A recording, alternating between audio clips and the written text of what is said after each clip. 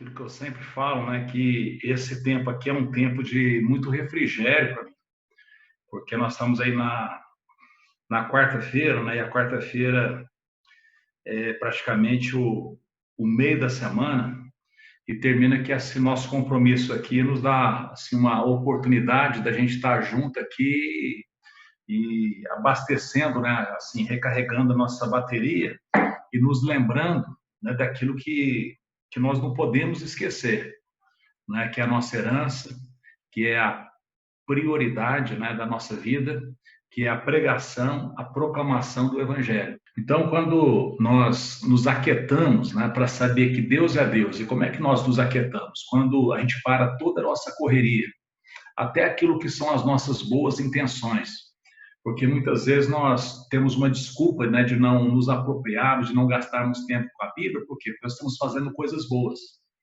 E a igreja, ela faz coisas boas, né? Por exemplo, a assistência social é uma coisa boa, né? A questão de visitas é algo que Jesus mandou fazer, mas o primordial, o carro-chefe da igreja, né? Aquilo que é prioritário, aquilo que Jesus fala assim: toda autoridade me foi dada nos céus e na terra. Ide, portanto, e pregai o evangelho, né, a toda criatura, batizando em nome do Pai, do Filho e do Espírito Santo. Até quando nós vemos a questão agora do tempo de pandemia, muitas congregações, muitas igrejas, né, estão sendo louvadas, né, estão sendo assim engrandecidas, e as pessoas se engrandecem disso, por quê? Porque fizeram até do salão um lugar de doação, um lugar de encher de cesta básicas para levar as pessoas menos favorecidas. Isso é uma coisa muito boa. Agora, a pregação do Evangelho é a prioridade. Haja visto o que o Senhor Jesus fez. Ele via as multidões aflitas, né? Ele alimentou as multidões, ele libertou os cativos, ele curou os enfermos, mas quando fala que ele teve compaixão, o que ele faz? Ele sobe ao monte e passa o quê? A ensiná-los. Então, esse ensino do céu, esse ensino daquilo que transcende os nossos dias aqui, porque a cura, ela funciona durante os nossos dias aqui. A assistência social, ela também funciona para os nossos dias aqui. E nesse tempo de pandemia, nós vimos muitos cantores sertanejos, né, fazendo os seus cânticos, né, as suas músicas, e arrecadando grande soma de alimentos, de até muito mais às vezes do que a igreja. Mas o que é que está sendo passado? O que está sendo comunicado à alma? O que está sendo comunicado ao coração das pessoas?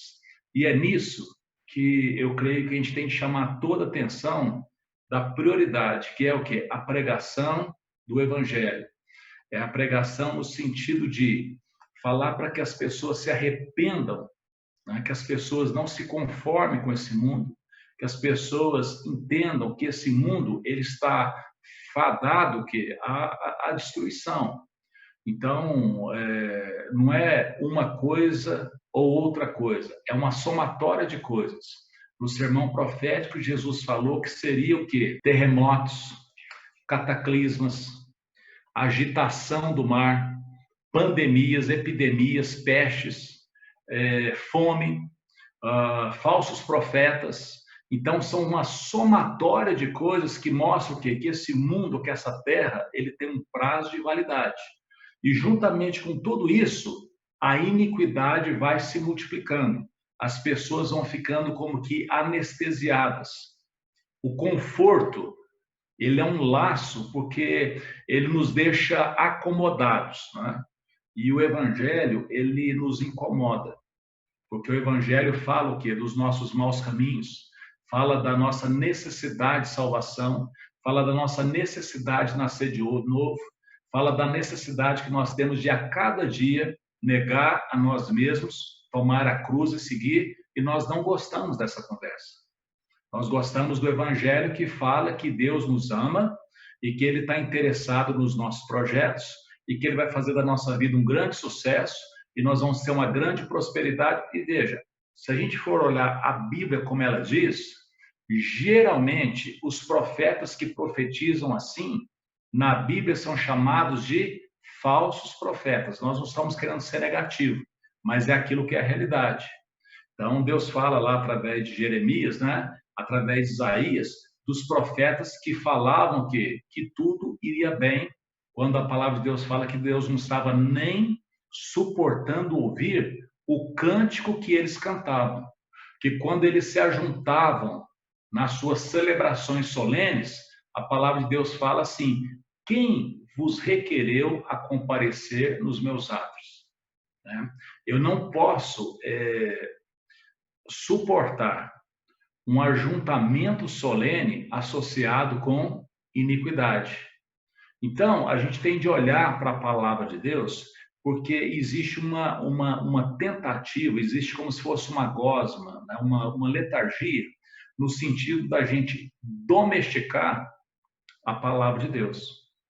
E nós não temos como domesticar a palavra de Deus, porque ela vem o quê? Contra nós, né? Contra os nossos pensamentos terrenos. Ela vem para nos falar o quê? Do nosso chamado eterno. Haja visto que o próprio Filho de Deus sofreu tudo o que sofreu. Por quê? Porque era necessário. Não foi possível que o Pai afastasse dele esse cálice, porque aquilo era uma guerra. E o apóstolo Paulo fala que nós estamos numa guerra e que a nossa luta não é contra pessoas, é uma luta contra principados, potestades, né? E quando fala a respeito disso, a gente até acha bom, né? Porque parece que a gente vai dar uns gritos, né? A gente vai amarrar um punhado de demônio, a gente vai fazer isso, mas a coisa é mais astuciosa. Não é uma briga de voadora, não é uma briga convencional, não é uma guerra convencional. É uma guerra por legitimidade. É uma guerra por autoridade. Então, Jesus, depois de ter vencido tudo, ele diz: toda autoridade o Pai me deu nos céus e na terra. Portanto, ide, né, pregai o evangelho a todas as criaturas, ide a todas as nações, ensina que as pessoas guardem aquilo que eu vos tenho ensinado.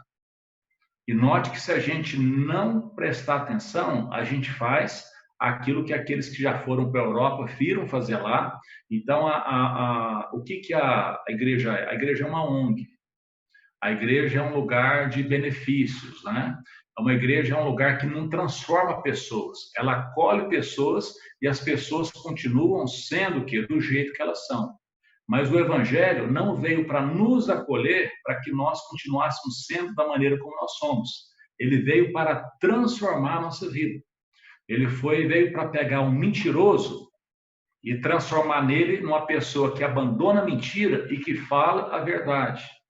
Ele veio para pegar uma pessoa que era um assassino. E ele não só para de matar, mas a partir de agora, ele é uma pessoa que persegue e está compromissado com a vida. Apesar dele ter as suas assombrações, as suas lembranças, a sua situação ruim, ele tem de fazer o exercício de esquecer das coisas que ficam para trás e partir para aquelas que estão adiante. Então, é um processo de esquecimento e de lembrança. A gente tem de lembrar do que Jesus falou, lembrar da nossa herança, lembrar que nós somos perdoados, né? E nós devemos esquecer daquilo que foram as ofensas das pessoas nas nossas vidas. Porque assim como nós somos perdoados, nós somos chamados a perdoar também. Esse é o Evangelho. E o texto que nós vamos ler hoje, né, que é um texto de Hebreus, porque isso é toda a Bíblia. O Evangelho não é algo que começa no Novo Testamento. O Evangelho, ele sempre esteve o quê? Desde que houve a queda, aonde que o Evangelho é anunciado, é chamado proto-evangelho, Gênesis 3. Colocarei uma inimizade, é a guerra, ele está falando da guerra, entre a mulher e a serpente, entre o descendente da mulher e a descendência da serpente. Quando fala de descendência, fala de muitos. Quando fala de descendente, fala de um só. Por quê?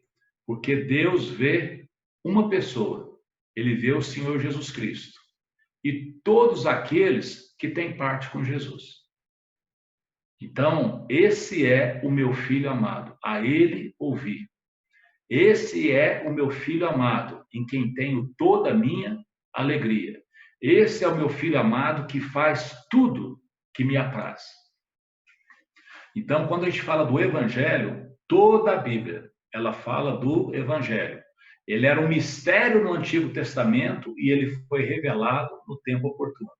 E o texto de Hebreus, que é um texto que nós não temos certeza de quem é o autor, embora muitos, né, creem e têm razões para isso, que foi o apóstolo Paulo, né? Guilherme, você pode fazer a leitura, Guilherme? Nós vamos fazendo por partes, né? Que a gente vai fazendo expondo por partes, tá?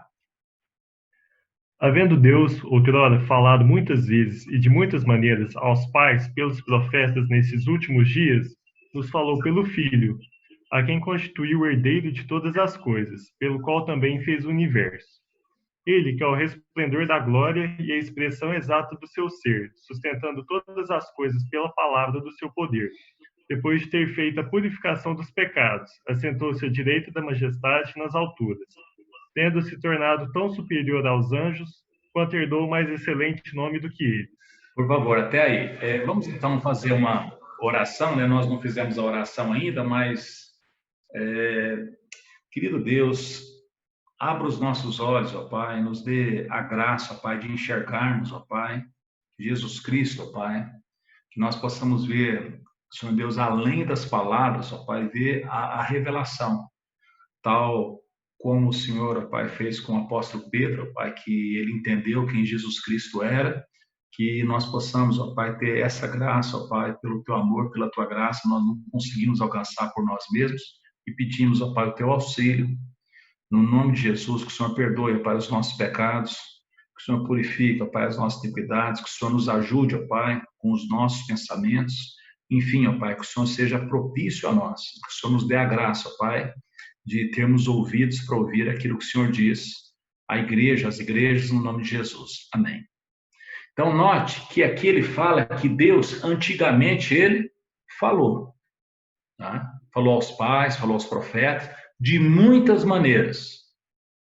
E nesses últimos dias, ele nos falou pelo Filho. E aí a gente fala assim, bom, não, Jesus apareceu agora. Não, não apareceu agora. O que diz?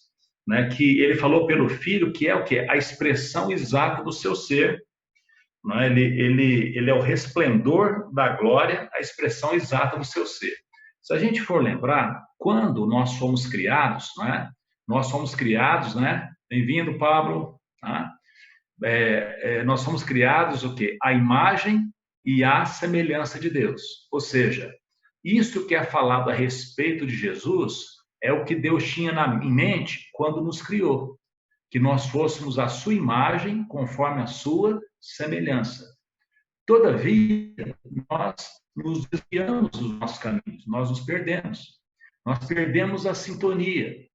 E a partir daí, então, nós, como pecadores, nós temos um potencial de vida, mas a morte habita em nós.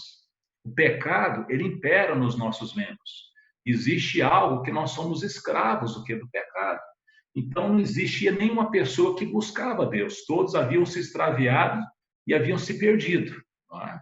Então, nunca ninguém assim buscou a Deus. A gente busca solução para problemas. Então, a pessoa às vezes busca a igreja por conta do quê? De uma cura, por conta de um relacionamento complicado, não é? Forma de família.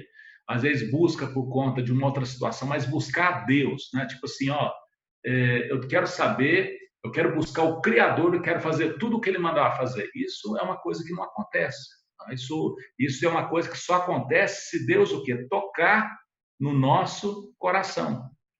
Então fala assim, ninguém buscou a Deus. Então, na verdade, a Bíblia não é a história do homem buscando a Deus, mas é a história de Deus o quê? Insistindo no seu projeto original de buscar o homem e fazer desse homem daqueles que tiverem ouvidos para ouvir o quê? Imagem e semelhança sua.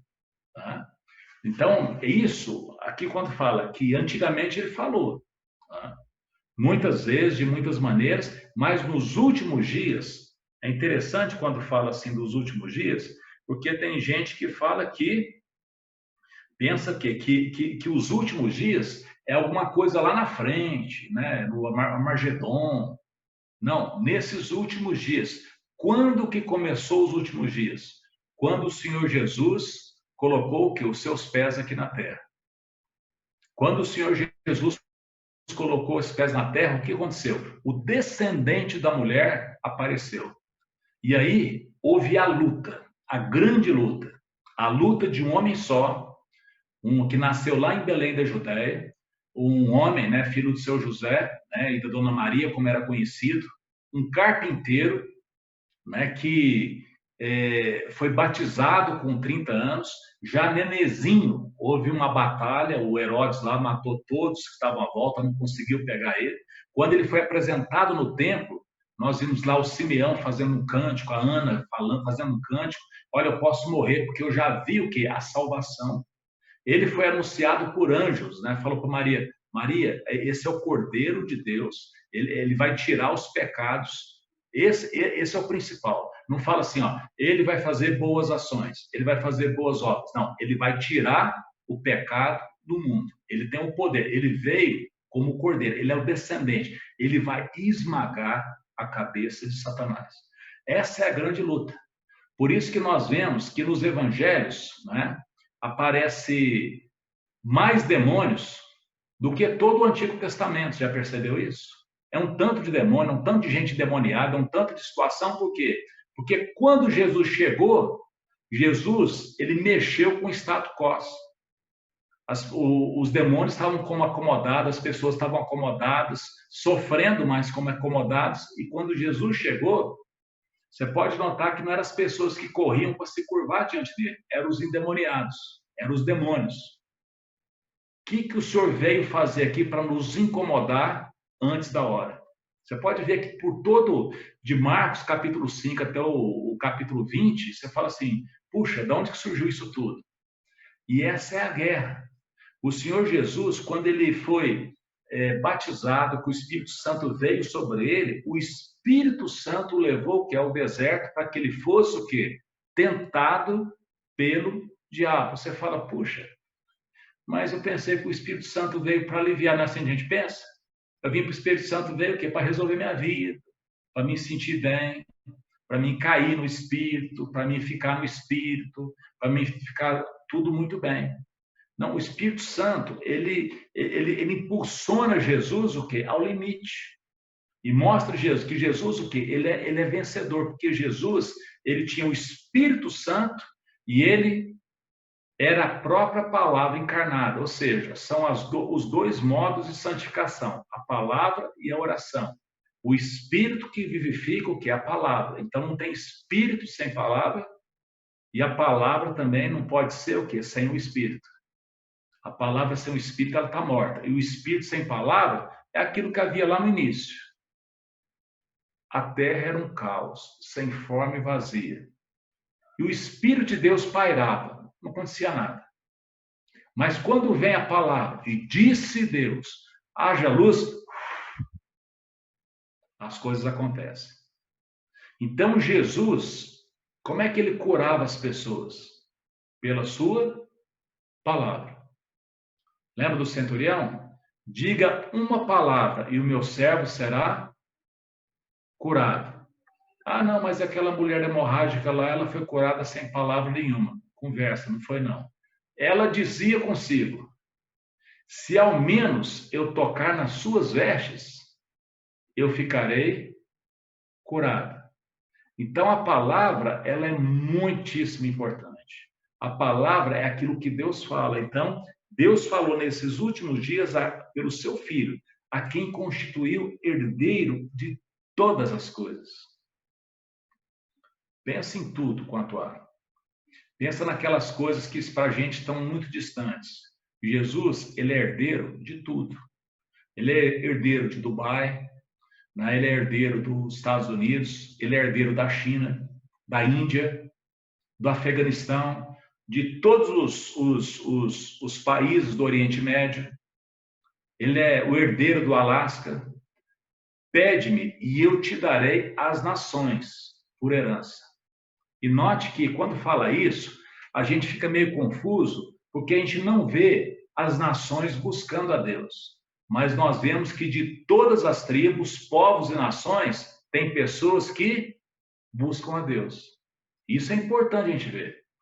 Porque talvez o cristianismo é o quê? A maior religião. Mas você não consegue ver o quê? Um movimento, assim, de uma nação todinha. No Evangelho você não vê isso. Mas você vê que em cada comunidade, em cada lugar, Jesus tem os seus. Então é um fermento que é pouco, mas que leveda do que toda a massa. Então os cristãos, eles não são muitos, aparentemente, mas eles influenciam muito na sociedade. Muitos são chamados, mas poucos escolhidos. Aqui fala que ele não só é herdeiro de todas as coisas, mas foi por meio dele que o universo foi feito. Jesus é a palavra de Deus, o universo foi feito por meio dele, ele é o resplendor da glória de Deus, a expressão exata do seu ser. Nós não podemos ver a Deus, mas quem vê Jesus, vê o Pai. Ele é a expressão exata do ser de Deus. E mais, ele sustenta todas as coisas pela sua palavra poderosa. A palavra de Jesus que sustenta todas as coisas.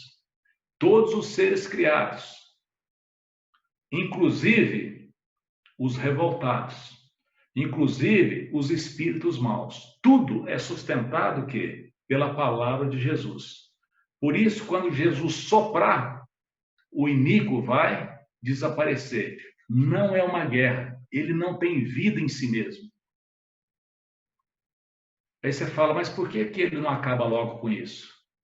Porque ainda não chegou o tempo. Existem tempos e épocas que Deus reservou para o seu próprio poder. Fala, não, mas eu não entendo isso. É muito simples. Ele está dando oportunidade para seres humanos mudar de lado. Quem crê e for batizado será salvo. Quem não crê já está condenado. Então nós devemos nos estimular, nos lembrar dessa primazia, dessa prioridade. Porque senão nós começamos a pensar que numa vida de 70 anos, de 80 anos, de 90 anos, de 100 anos, e pensamos assim numa boa vida. E se a gente for ver a história da igreja, a história não era assim uma boa vida aos olhos do mundo. Claro que Deus sempre o que nos assiste. Eu fui um moço e agora sou um velho. Eu nunca vi um justo desamparado. Eu nunca vi a descendência de um justo a mendigar o pão. Só que um justo, ele praticamente é um desajustado no mundo. Porque ele é um justo no mundo injusto. Então ele não se ajusta no mundo. Mas ele é justo o quê? Porque ele tem o Senhor Jesus. Pode ver que Jesus, ele não se ajustava no mundo. Ele se ajustou na religião judaica? Não se ajustou. Ele se ajustou com os políticos da época? Não se ajustou. Mas Jesus era justo.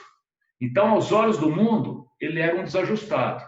Mas aos olhos de Deus, o mundo que está desajustado. Então, um justo é uma pessoa que está o quê? Contra o curso desse mundo. Então, ele sustenta todas as coisas pela sua palavra poderosa. E aí vem o que mais interessa para a gente. E que a gente, às vezes, não dá tanto valor assim. Depois de ter feito a purificação dos pecados. Vai falar da assunção de Jesus. Depois de ter feito a purificação dos pecados, depois dele ter nos purificado dos nossos pecados, ele assentou à direita da majestade nas alturas, tendo se tornado tão superior aos anjos, quando herdou um mais excelente nome do que estes. Muitas vezes nós não falamos da assunção de Jesus. O que aconteceu quando Jesus chegou no céu? E nós vemos lá em Apocalipse, quando ele chegou no céu, ele sentou no trono. Aí você fala, mas Deus já estava no trono. Sim, Deus como Criador de todas as coisas, o Deus justo, tuas, Senhor, são a obra, a honra, tal, porque o Senhor criou todas as coisas. Mas o significado de Jesus Cristo sentar no trono não é de criação, porque isso Deus já estava lá, mas é de redenção. Tanto é que quando nós olhamos que Jesus sentou no trono, quem é que estava lá? O ser vivente fala, o leão da tribo de Judá. Só que o apóstolo João, na hora que olha, vê quem? O cordeiro. Pô, ele é o leão ou é o cordeiro? Ele é o leão como rei. Mas ele é o leão porque ele foi o quê? Cordeiro antes.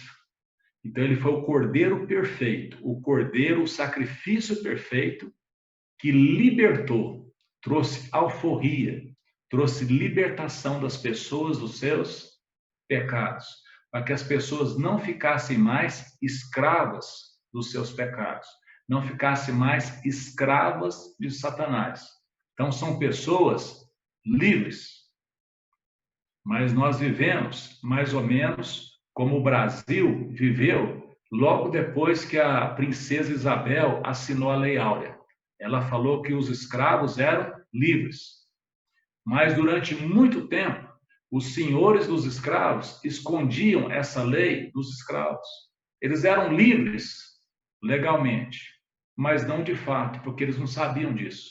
Eles não conheciam essa verdade. Então eles viviam o quê? Como escravos. É um processo que de conhecer a verdade vai libertando. Não foi uma assinatura. Foi o sangue de Jesus Cristo derramado na cruz do Calvário, naquela cruz maldita. Ali foi encravado o escrito de dívida que era desfavorável a nós. Ali nós fomos redimidos. E esse é o Evangelho. Essa é a boa notícia. Isso é o primordial de se falar. Então, isso não é uma ofensa, mas uma observação, porque, veja bem, Jesus veio que, se não nascer de novo, não pode ver o reino de Deus. Lembra que no sermão profético ele fala, muitos o que falarão de mim, virão em meu nome. O dia vai ser um dia de muita surpresa, porque eu vou falar assim, eu não conheço você. Eu falo assim, mas como? Eu falava do Senhor, eu pregava o Senhor, eu curava em seu nome. Não, mas eu não te conheço. Não tem nada mais importante do que fazer o Evangelho de Jesus conhecido nas nossas vidas. Nós devemos lembrar do Evangelho, lembrar do perdão dos nossos pecados, da luta que nós continuamos a ter, porque existe agora uma luta dentro de nós, né? Mas sabendo que nada vai poder nos separar do que desse amor, e nós devemos anunciar isso. Então, olha só, 80, talvez 90% de todas as profecias já aconteceram a respeito de Jesus. Ele já perdoou os pecados. Só que ainda existe coisas para acontecer. Não são muitas, mas são coisas importantes. A redenção do nosso corpo. Que dia que o meu corpo vai ser redimido? O espírito está pronto, mas eu tenho uma carne que é fraca. Hoje eu não consigo conhecer do jeito que eu sou conhecido. Hoje eu vivo pela fé. A fé é a maneira que um cristão vive. Por quê? Porque os sentimentos, muitas vezes, são contrários. A fé, ela não é contra os sentimentos, mas ela o quê? Ela modela, né, os sentimentos. Porque os sentimentos nossos são instáveis, mas a fé é perene. Porque os sentimentos são fundamentados muitas vezes nos nossos instintos. Agora a fé é fundamentada na palavra de Deus, né? É fundamentada em Jesus Cristo. Então ele é muito mais do que anjo. Quem me dera ver um anjo. Tem gente que pensa assim, né? Tem até uns livrinhos, né? O anjo que passa a tal hora. Não, quero ter o contato, quero ver um anjo. E o Paulo fala assim, olha gente, se um anjo chegar aqui e falar de um outro evangelho, não importa se ele é luminoso, porque ele pode até ser um anjo de luz. Satanás se transforma num anjo de luz. Mas Qualquer um que não tenha essa doutrina, olha, afaste. Tá? Por quê? Porque essa doutrina tem que estar clara. Nós somos proclamadores onde nós estamos, o quê? Lembrador, pessoas que lembram o quê? Dessa palavra. Ele é mais do que os anjos. Herdou um mais excelente nome do que eles.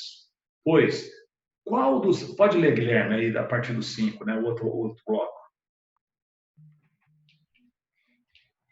Pois, a qual dos anjos disse jamais, tu és meu filho, eu hoje te gerei, e outra vez, eu lhe serei pai, e ele me será filho? E, novamente, ao introduzir o primogênito do mundo, diz, e todos os anjos de Deus o adorem. Ainda, quanto aos anjos, diz, aquele a seus anjos faz ventos, e a seus ministros labaredas de fogo. Mas acerca do Filho, o teu trono, ó Deus, é para todo sempre. E sete de equidade ao cetro do seu reino. Amaste a justiça e odiaste a iniquidade. Por isso, Deus, o teu Deus, te ungiu com óleo de alegria como a nenhum dos teus companheiros. Ainda, no princípio, Senhor, lançaste os fundamentos da terra, e os céus são obra das tuas mãos. Eles perecerão, tu, porém, permaneces. Sim, todos eles envelhecerão qual veste. Também, qual manto, os enrolarás, e como veste serão igualmente mudados. Tu, porém, és o mesmo, e os teus anjos jamais terão fim. Ora, a qual dos anjos jamais disse, assenta-te à minha direita, até que eu ponha os teus inimigos por estrado dos teus pés? Não são todos eles espíritos ministradores, enviados para serviço a favor dos que hão de herdar a salvação? Então veja, aí vem uma série de profecias. E todas as profecias falam o quê? Da grandeza de Cristo. Toda a palavra de Deus testifica a respeito de Jesus. Examinai as Escrituras, porque são elas que testificam de mim.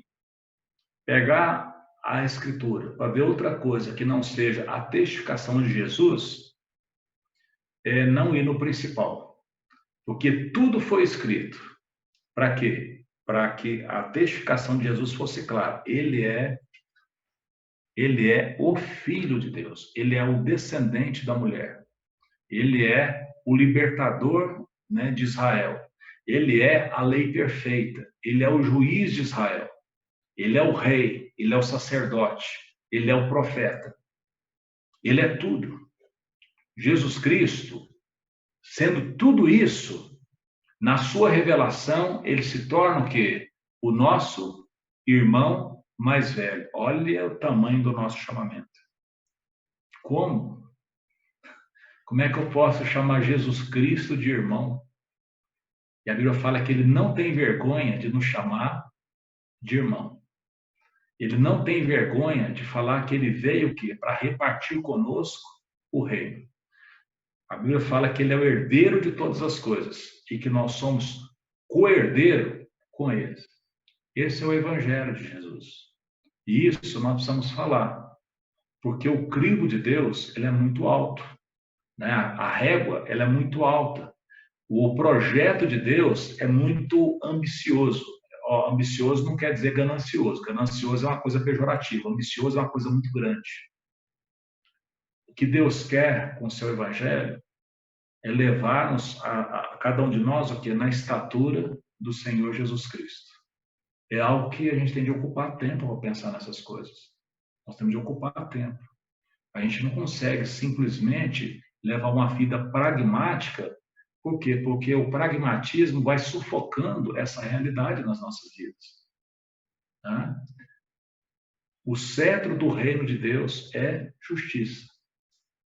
É um reino eterno e o cetro é justiça. Aonde existe injustiça, existe instabilidade. Qualquer hora pode ter uma rebelião, mas aonde a justiça está feita, está em quê? Estabilidade, um reino estável. E aqui fala: sente-se à minha direita, até que eu ponha os seus inimigos por estrado dos seus pés. O que quer dizer isso? Quer dizer que o reino de Cristo, a gente fala, vai reinar o quê? Pelos séculos dos séculos.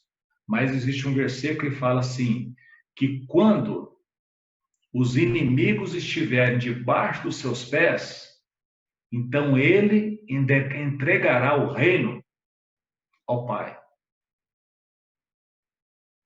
Olha que quando os inimigos estiverem debaixo dos seus pés, então ele vai o quê? Entregar o reino. Então, esse guerreiro, esse descendente que veio para nos salvar, para pisar na cabeça de Satanás, esse guerreiro que se fez como nós, que assumiu a nossa forma, que foi obediente até morte, morte de cruz, pelo que Deus o exaltou sobremaneira e lhe deu um nome que é acima de todo nome, para que o nome do Senhor Jesus se dobre o que todo o joelho no céu, debaixo da terra.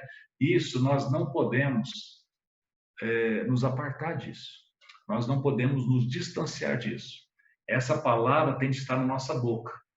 E existe um complô cósmico no sentido que de ir emudecendo. As pessoas falam, não, mas tá, e aí? O que nós vamos fazer?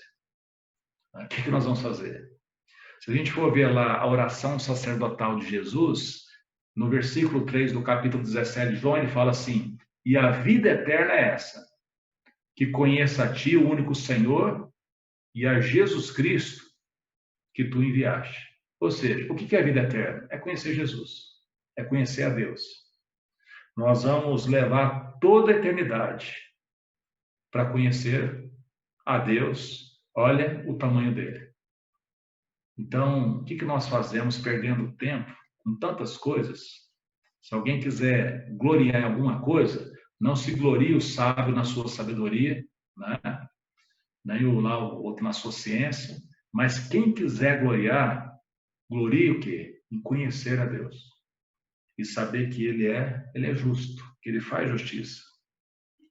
Então, até que eu coloco os inimigos por estrado de seus pés. Não são todos eles espíritos ministradores enviados para o serviço a favor dos que vão herdar a salvação? Ou seja, os anjos, aqui fala que os anjos, eles servem àqueles que vão herdar a salvação.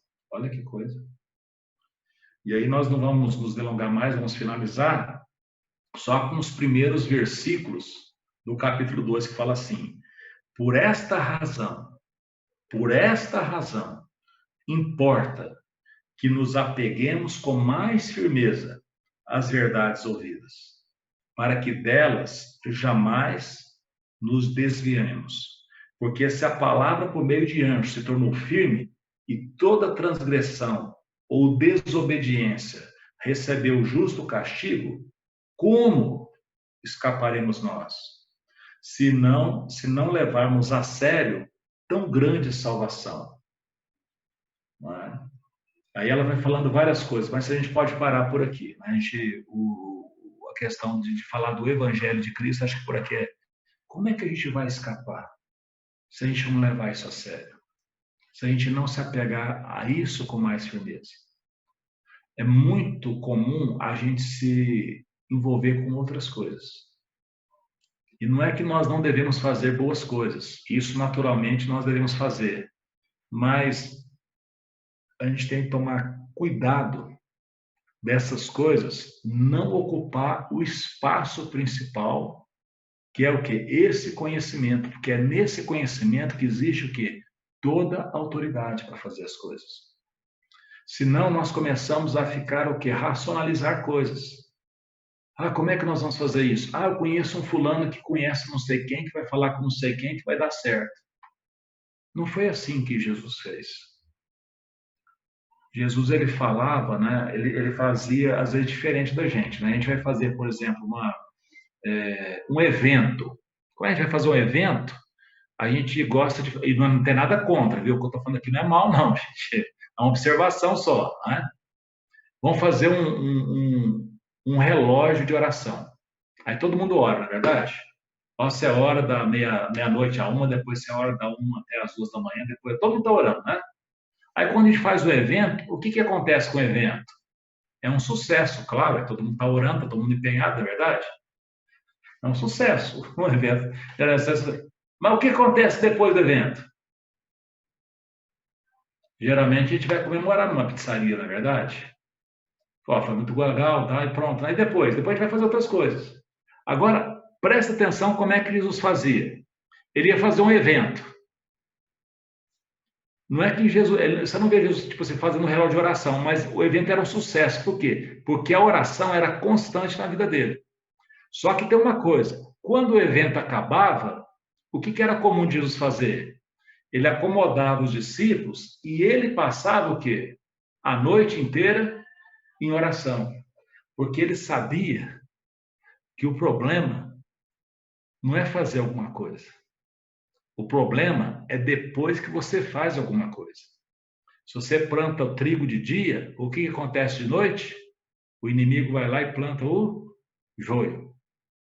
Lembra daquele versículo? E depois de tendo vencido tudo, permanecer o quê? Inabalável. Amém?